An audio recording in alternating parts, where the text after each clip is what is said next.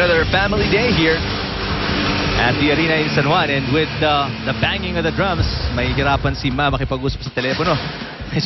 medyo malakas dito, no? I mean, the sound really reverberates here. Set number 2 po tayo, 16-12. Ito na naman yung a closer look at the pancake save. What do you say, Ann? There was a shadow, so it seems like the ball really hit the floor. So good call by the umpire dito. FEU leads 1-0, and they're up by 4, set number 2. Solid block. C and Eulalia combine again defensively this time. Oh, see, look at that. That set is actually quite high, but still no adjustment in the defense of UP. Medyo mataas eh. And grabe yung deception ni Giselle C. I mean, from the angle of her body, it seemed like she was gonna set it, and last second, just she hung on in there until the last second, and then twisted and sent the ball over the net. Very talented setter in the Giselle C. Makes, you know, the life of the attackers here from FEU a lot easier. And executes super difficult moves and makes it look so easy, you know?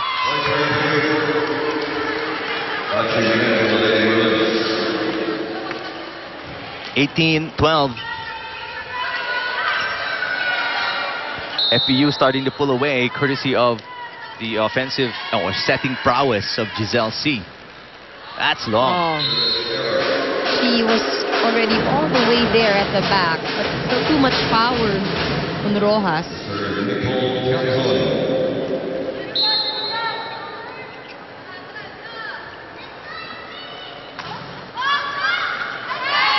Ooh, that wasn't for Vargas. That was for Rojas already, but Vargas picked it up. That was above her shoulders. So that's lesson number 1 for all you people who are watching outside. Pag medyo mataas sa braso mo, shoulders mo, iwanan mo na yung bola para sa likod mo na yun. Let's see overhead reception this time. Ooh. Wow. Again, C and Eulalia, when it seems like they're functioning on the same wavelength, ano? Excellent timing. They really know each other that well na even with the timing, the height of the set. Kasi halos lahat ng tira ng Eulalia hindi na nakukuha, no? Walang depensa malapit. even her serve is getting that same effect. Very lucky point there for Eulalia. Again, the Lady Maroons want to talk things over. Pakinggan natin si Coach Ubalde. So 2 spikers, isa yung setter ngayon.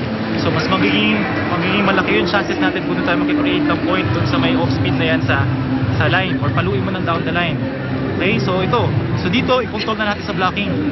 Okay, palma and then yung isang open spiker, cross-court lang. Kung mangyayari lang dyan, mag-off-speed yan or papalo lang yan ng cross-court. Wala yan down the line. So ready lang kayo sa drop ball. Okay, so dito tayo, aim tayo ng point. Let's go. Let's go.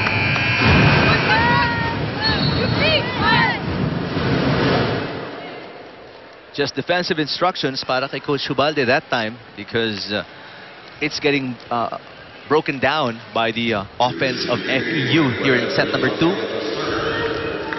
Got an ace in her first try. Second serve para kay Gwyneth Eulalia, 20-14. FEU in set number 2. Over receive, Palma. Wow. Oh, unable to save that ball. And FEU has really stamped their, you know, yung kanilang personality dito sa game na to so far. They've really dominated over UP in all aspects of this game.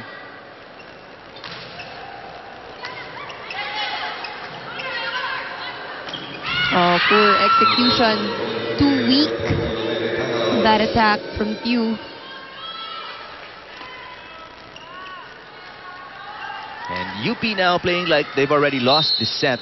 Pati sa body language, kita mo na, they want to look forward to set number 3. And nobody's talking already on the floor. Del Mundo sets it up. That's long. Nothing is just going their way today. And Coach Ubalde again puts in Ong for 2 after 2 straight errors by Lichelle Chu of UP. 23 serving 14. Looking to make it a 10-point lead is UP.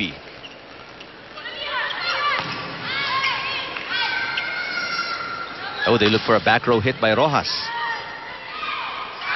Oh, Bersola unable to get to that.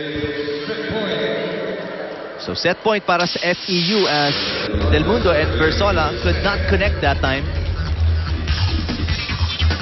That was too high. The timing of Bersola was for a quick set. Total polar opposite of how C connects with Eulalio, no?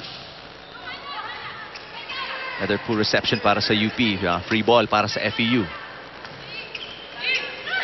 They go to Bagang. And yes, Bagang finishes set number 2. Again, in fashion para sa FEU. They've dominated right from the first serve here in set 2. 25-14 para sa Lady Tamaraos to go up pretty much identical finishes on first and the second sets to go up 2-0 against UP.